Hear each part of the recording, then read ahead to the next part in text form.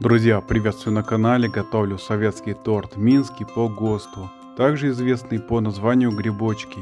Торт состоит из двух рассыпчатых песочных коржей, прослоенных фруктовым повидлом, снаружи закрытым и украшенным в виде грибов белково-заварным кремом. По бокам торт обсыпан дробленым арахисом. Песочное тесто гармонично сочетается с фруктовой начинкой и белково-заварным кремом, а соленый арахис только подчеркивает отличный вкус этого советского торта. Готовится торт из простых продуктов, а все нюансы приготовления я расскажу в этой публикации.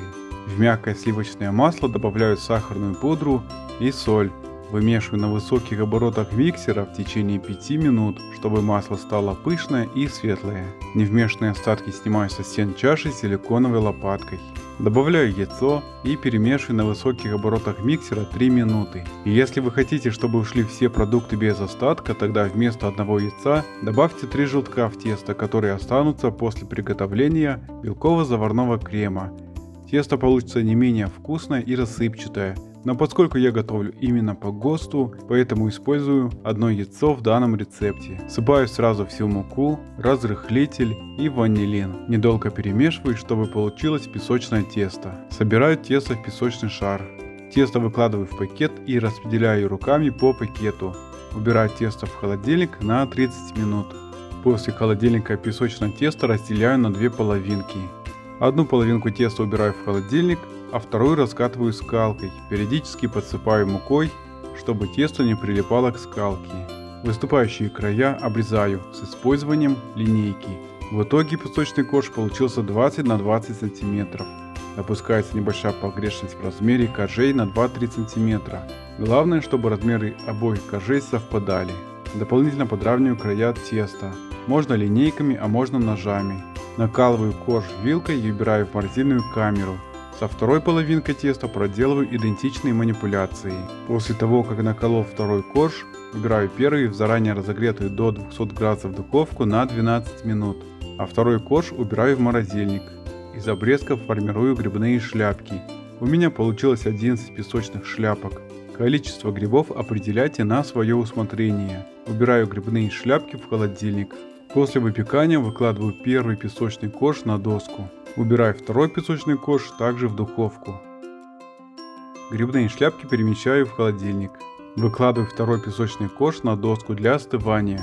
Затем оба коржа убираю в холодильник. Песочные шляпки убираю в духовку и выпекаю до готовности. Песочные шляпки после выпекания оставляю на решетке. На холодный песочный корж выкладываю любое густое повидло на ваш вкус. Я использую в своем рецепте яблочное повидло. Осторожно распределяю фруктовое повидло волшебной палеткой. Сверху накрываю вторым песочным коржом. Убираю заготовку в холодильник.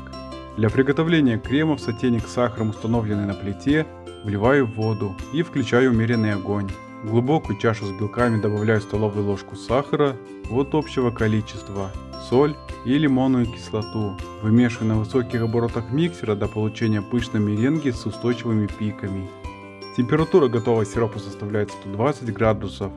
Если у вас нет в наличии градусника, определить готовность сиропа можно по методу тонкой нитки или мягкого шарика в воде. На высоких оборотах миксера под углом в 45 градусов, не прекращая взбивания, тонкой струйкой вливаю горячий сироп в меренгу. Главное не попадать на венчики миксера, чтобы сироп не разлетелся по стенкам чаши в виде сахарных кристаллов. Продолжаю тщательно вымешивать меренгу на высоких оборотах миксера не менее 5 минут до получения готового белково-заварного крема. Вот такая плотная и устойчивая пышная меренга, которая стабильно держится на венчиках миксера, получилась. Большую часть крема выкладываю поверх торта и осторожно распределяю крем волшебной палеткой. Обсыпаю по бокам торт дробленым арахисом, который можно раздробить как в блендере, так и скалкой, чтобы получились мелкие и крупные фрагменты. Сверху по краям также всыпаю торт дробленым арахисом. Из крема при помощи кондитерского мешка и круглой насадки формирую грибные ножки. Сверху на кремовые ножки устанавливаю песочные шляпки. Немного фиксирую для устойчивости. Оставшийся крем окрашиваю в зеленый цвет при помощи капли гелевого красителя. Из окрашенного белково-заварного крема формирую листики. Убираю торт в холодильник для стабилизации, желательно на одну ночь.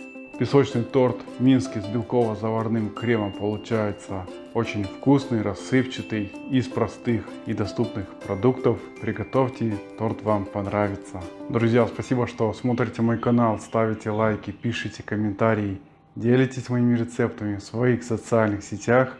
И увидимся в следующем видео. Все. И все? Да? Коротко? А как еще? Я сказал про торт. Торт минский получился очень вкусный, нежный. Ну ладно, пусть так будет.